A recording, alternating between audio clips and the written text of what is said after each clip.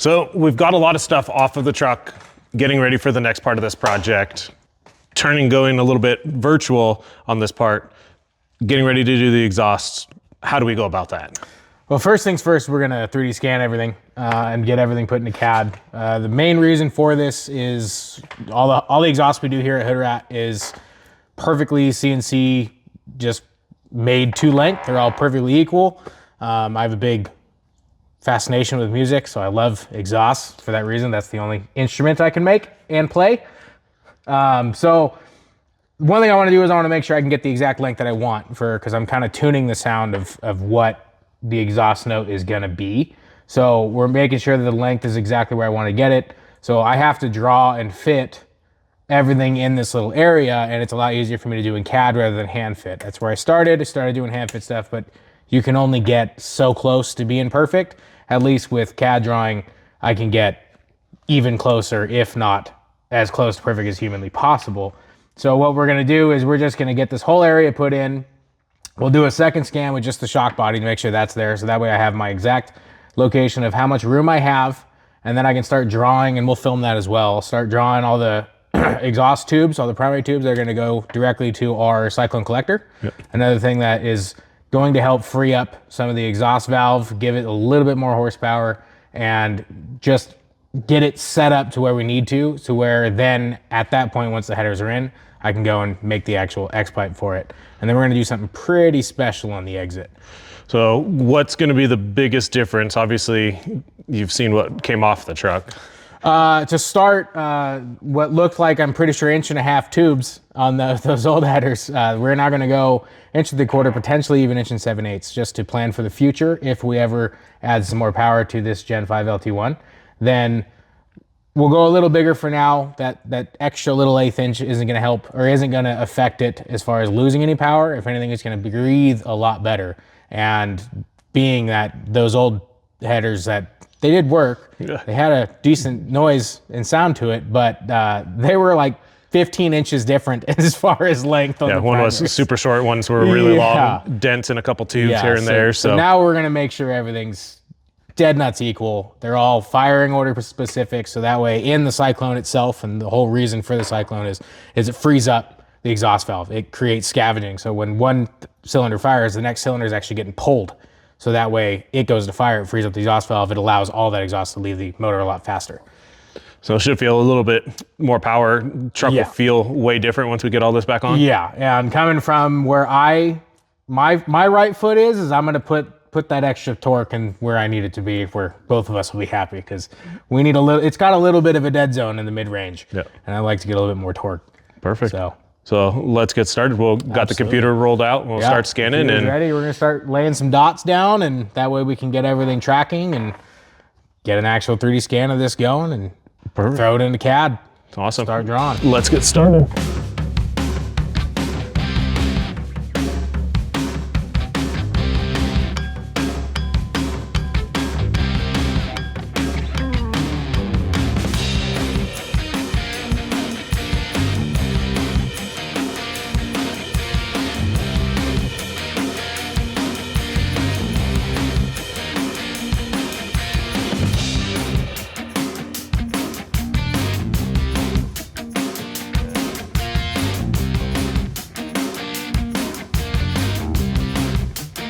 Well, right now I'm gonna get the top of this scan so that way I can bridge the driver's side scan together.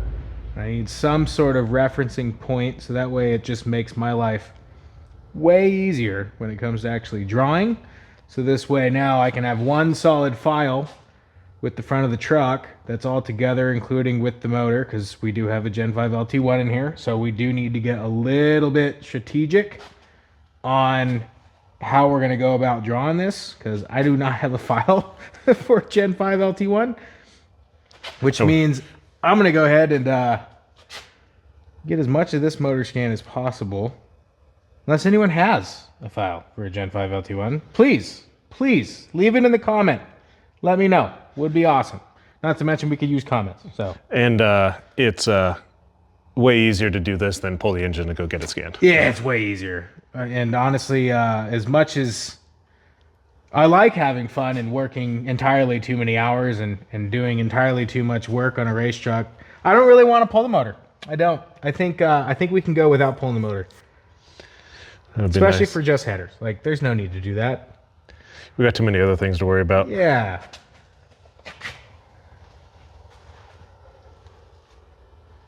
But at least this is enough for me to get a file going. But I do, serious, comment, please. If you have a file, Gen 5, LT1, CAD file, please. Step file, anything, I could use one. Pretty bad. I have I'll trade you LS3 file. Tradesies going down in the comments now. Tradesies. But yeah, once we have this all scanned up, let's check it again.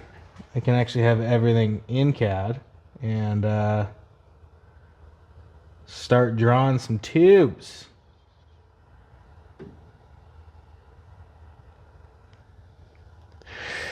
How much material do you think you save doing it this way compared to hand fitting it?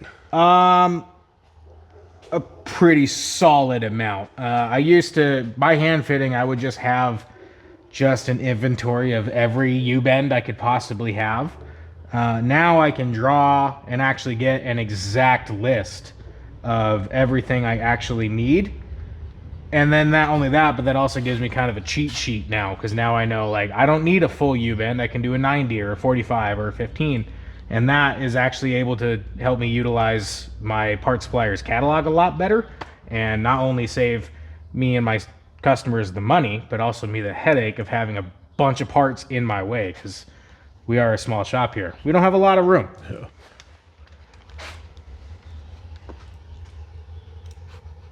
We'll go ahead and render that up.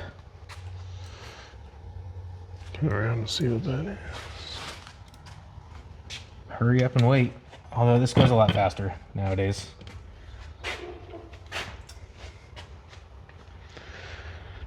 The other side looked pretty cool, so I could only imagine.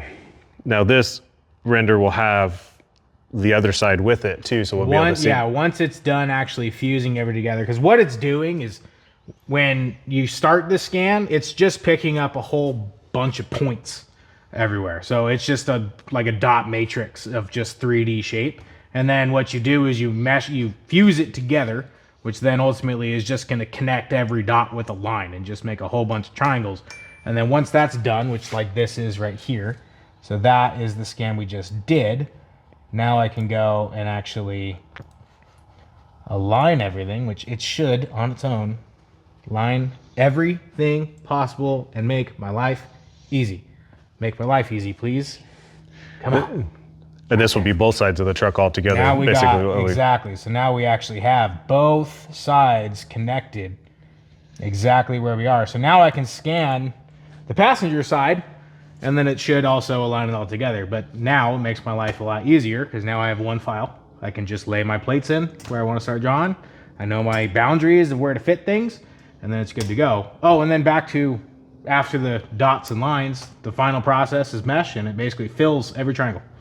And that's all it is. It's technology. It's super cool. And we have the frame files for the truck, so we could actually go take this, put it on the frame file to even try to match up more for getting the exhaust underneath the firewall. Absolutely. So that's why I don't necessarily need to get as much of a scan as I would want. If anything, I mainly just need the outside of the motor. I just, that's going to tell me where it is, because I can lay this file over our already drawn files that we've developed the suspension off of, developed, everything. Even our light bar is drawn off that thing, which by the way, I've got to build a new one. Yeah. But at least we have that. So it makes my life a lot easier. Granted, if it's a customer car, I have to scan everything unless I have files for them, which 9 times out of 10 I don't. Luckily, we have the files for this. So it makes things a lot easier. We've already done a whole bunch of scanning from the back from the stuff we did before the mint. Now we're getting up front. So we have almost got the whole entire truck scanned at this point. Yeah, this thing's probably 90+% scanned already, this entire thing. I mean, minus maybe the doors. Yeah. Yep. But it would be interesting to just piece every scan file together and actually have a solid one. Maybe I can make a little miniature one. Yeah. Print one. Yeah. Be super cool. We can test the suspension and everything else on that one before we actually go. I got to figure out a lot more on that, but yeah. Maybe make an RC Jezebel. There you go. We should make an RC Jezebel. Yeah. Yeah. Would be fun. Perfect. All right, let's finish scanning and Yeah. see what this looks like.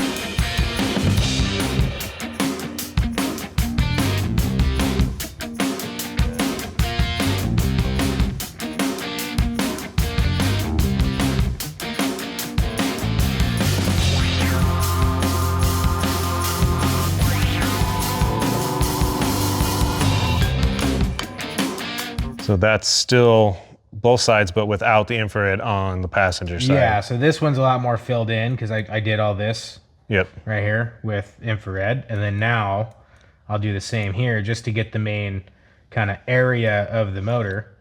And then once we're done, we can actually get, you know, that's pretty much where, as long as I stay in the frame rails, I ain't hitting shocks because... Yeah, because we've got to just make sure we clear all that. But like you said too, we can just put a shock body in there too, just to triple check clearances. Which I can even do in CAD, but we can do it even if I get to that point while drawing and I need it real quick. That's the benefit of having it. Yep. You just do it again. Yep.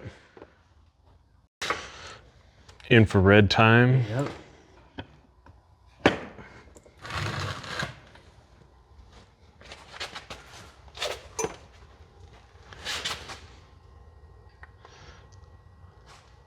So now it's no like visual light, but it is obviously. And now instead of having lines, it's picking up the whole kind of area. It's not the most accurate, but it's enough for me to fill in the voids that I didn't get off the actual blue line.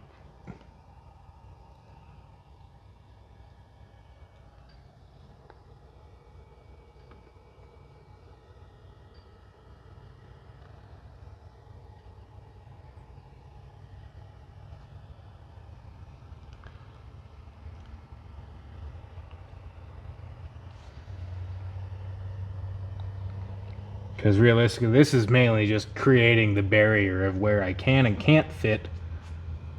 Yeah, you don't need to know, you just kind of need to see it when you're drawing it. Right. That way I don't have to keep double checking everything I'm doing off the truck itself, which that's kind of how I do all my headers now, is I do everything off of CAD. I don't have to have the vehicle, I just scan.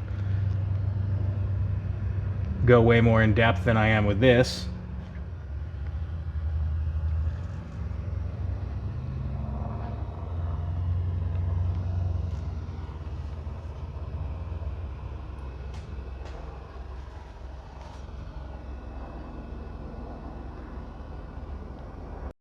All right, so both sides are rendered, put together. Yep, we got passenger side right there, connecting with the cross tube. Looks like we got a hole in the block. Oh yeah, just a big whole void right here. And then we got the driver's side. So now we can start figuring out where I'm gonna land some tubes, make them all perfectly equal in firing order specific rotation. And then I'm also gonna murder some mosquitoes because my legs are getting eaten up. From real world to virtual, and then it's gonna go from virtual back to real world. Yeah, it's this little game we like to play. Sweet. So next steps are you're gonna draw it. I'm not. I'm gonna watch. I mean, you can try. Draw it up there, and then start ordering tubes, and then start laying that stuff out. And yeah, then, and that's kind of the nicest part about all of this is I can draw everything, and then I know exactly what to order. We have nothing left over. I mean, every time I've done one of these exhausts, which so far has been a lot, there's nothing left. There's no waste at all. It's all just, you know, if anything, it's just little cutoffs. But everything that has been paid for as part has been fully used, and it just decreases just the mistake factor. of like either spending too much money or not spending enough money. So it's nice. It's perfect little balance in between. So it's both for on the business side, but as the customer too, you're not getting charged for extra material, and the business not you're not undercharging because you know exactly what you're right. So we're able to, you know, if someone comes in, we go, all right, well, this is what it's going to be to start. Get a deposit to at least get things going, get the first scan going. Once the scan's done, I know exactly what's needed. I know how much time it's going to take in welding. I know how much time it's going to take as far as that. So we're actually now at a flat rate system where it's, you know, if you have a certain job you want, we can piece it together and give you the exact price of what you want for a fully custom tuned exhaust. That's not bad at all. Well, everyone come back, check it out as we now go from this to this. And next time we will be going from this back to that. And following the process and kind of showing some of the behind the scenes is just how as the headers kind of come together. So it'll be super interesting. I've seen it done a couple times just stopping by the shop, seeing what's going on. So really cool to see it. Really excited to share it with everyone. Zoom in, there's a set right back up there on the car. I'll go get a little clip of that to wrap this one up.